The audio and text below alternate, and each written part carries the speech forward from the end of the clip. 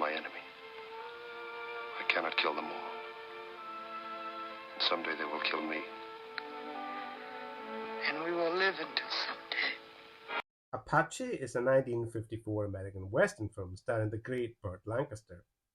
It's a scenic, attractive, and well-made little otter that is somewhat emotionally detached and a strangely dull affair.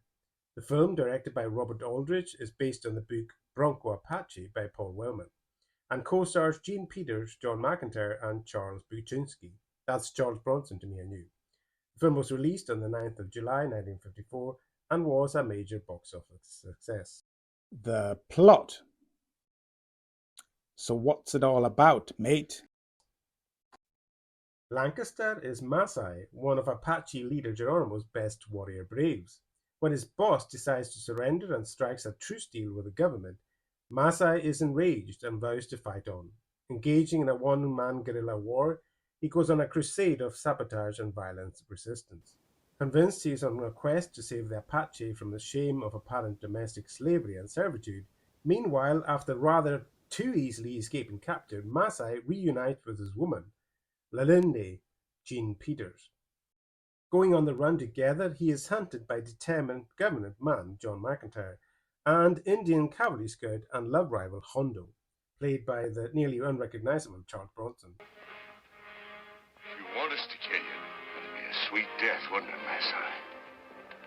A warrior's death. Apache is only 87 minutes long, but feels a lot longer than that, mostly due to the lack of any real story. We have no lack of action on screen or beautiful scenery to enjoy in this handsomely mounted western, but it never really catches fire.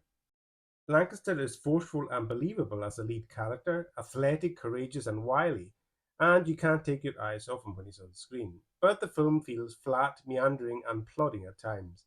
Gene Peters gives solid support as his wise and supportive other half, and John McIntyre, an old hand out west, gives his usual dependable and assured performance.